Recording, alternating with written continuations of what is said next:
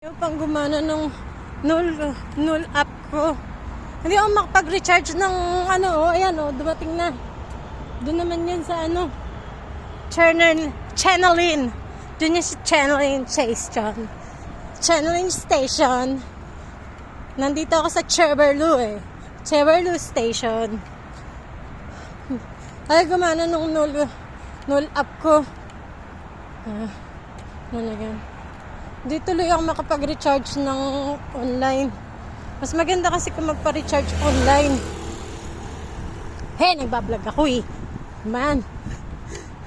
Maganda kasi mag-recharge sa online. Para no hassle na, ganun din naman yun. Wala namang bawas. Dito kasi, hassle pa. Minsan, madami pa kayo. Hintayin mo pa yun. Ay, sus! Ginoo ko. Nabot na ako ng Sham-Sham. Ang bait ng amo ko. Ang sarap tirisin ng nail cutter.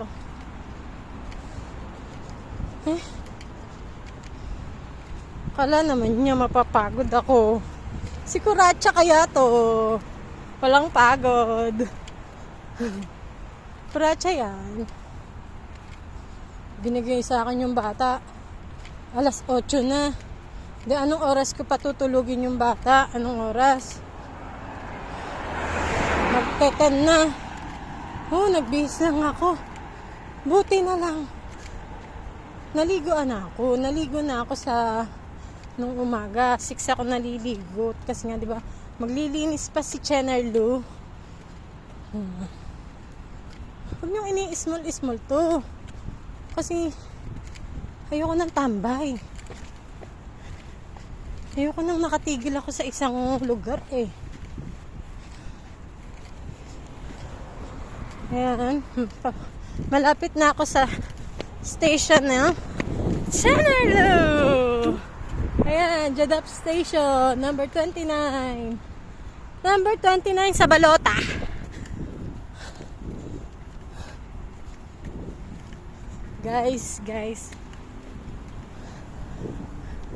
Guys, please share naman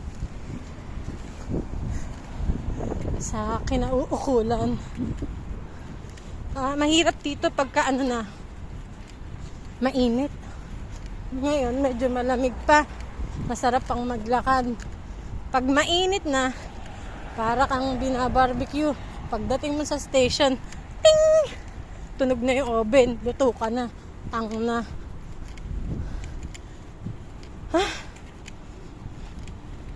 Alam mo, binaon ko yung hotdog. Di pa luto. Buisit. Paano makakaluto? Di ako nakasaing. Wala akong baon. Gcash. Send Gcash naman dyan, please. Magana dito Gcash. Kaya sa mga pupunta dito, kuha kayo ng Gcash card. Nakalimutan ko yun Diba sabi ko sa'yo? 5 minutes. Wala pang 5 minutes Nandito na ako. Ang lakad ko talaga is 10 minutes. Mabilisan yun. Pag inartihan mo, 20 minutes. Ang daming nandito. Kaya, ako'y sisiksik.